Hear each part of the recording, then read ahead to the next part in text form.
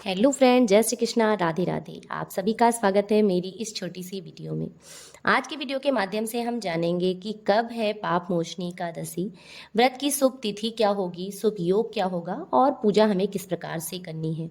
तो वैसे तो 25 तारीख को पाप मोचनी एकादशी है, पर इसके बारे में डिटेल में हम जानेंगे आज के वीडियो के माध्यम से।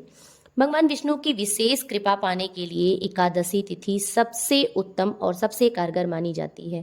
बहुत ही खास और बहुत ही पवित्र तिथि होती है। मान्यता है कि इस दिन प्रभु के नाम का उपवास रखने से व्यक्ति के बड़े से बड़े कष्ट का निवारण हो जाता है, अर्थात उसके सभी पाप धुल जाते हैं। भगवान विष्णु की विशेष कृपा पाने के लिए एकादशी बहुत ही उत्तम, बहुत ही कारगर माना जाता है। इतना ही नहीं, श्री विष्णु जी की उपासना से धन की देवी माँ लक्ष्मी भी अति प्रसन्न होती हैं। शास्त्रों के अनुसार एकादशी व्रत हर माह की शुक्ल पक्ष और कृष्ण पक्ष की एकादशी तिथि पर रखा जाता है। इस दौरान हर माह की एकादशी तिथि का अपना एक विशेष महत्व होता है, अपना एक अलग स्थान होता है। लेकिन चैत्र माह के कृष्ण पक्ष की एकादशी सभी में बहुत ही महत्वपूर्ण है, क्योंकि इसे नाम से ही पाप मोचनी एकादशी कहते हैं। तो नाम से ही जैसा कि जाना जा सकता है कि पापों को हरने वाली एकादशी। मान्यता है कि पाप मोचनी एकादशी के दिन श्री हरि की आराधना करने से वह अपने भक्तों के समस्त कष्टों का निवारण करते हैं। इस दौरान व्रत रखना और भी कल्याणकारी होता है। पाप मोचनी व्रत के प्रभाव से साधक के सभी तरह के पाप नष्ट हो जाते हैं और जीवन में सुख समृद्धि का वास होता है।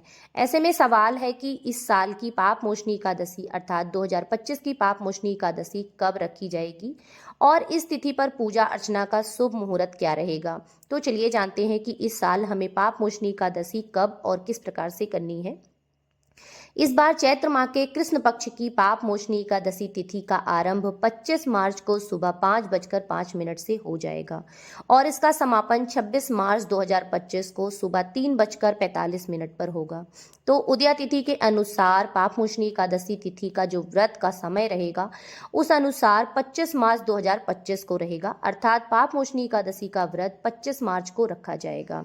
पंचांग के अनुसार इस साल पाप मोचनी एकादशी के दिन श्रवण नक्षत्र बन रहा है। इस दौरान शिव योग भी बनेगा, जो कि दोपहर 2:52 तक रहेगा। तो इस अवधि में हमें पूजा अर्चना अपनी जो है संपन्न करनी है। इसके बाद हम बात करते हैं कि हमें पूजा किस प्रकार से करनी है, अर्थात पाप मोचनी एकादशी के दिन हमें पूजा इत्यादि किस प्रकार से करनी है। तो उस दिन सबसे पहले आप सुबह जल्दी उठें, अपने घर के कार्य निवृत्त करके स्नान आदि करके अच्छे से साफ सुथरे वस्त्र पहन लें। इसके पश्चात एक चौकी पर भगवान विष्णु की प्रतिमा या मूर्ति स्थापित करें, जो भी आपके पास हो। यदि आपके पास श्री विग्रह है तो आप श्री विग्रह स्थापित करें, यदि नहीं है तो आप केवल पटचित्र स्थापित करें। तिल और फूल का भगवान को आसन लगाएं, उसके ऊपर भगवान जी का पटचित्र स्थापित करें। फिर गंगा जल से प्रभु को अभिषेक कराएं, यदि पटचित्र है तो आचमन स्नान कराएं और श्री विग्रह है तो आराम से अच्छे से आप पंचामृत अभिषेक या गंगा जल से अभिषेक आप कर सकते हैं।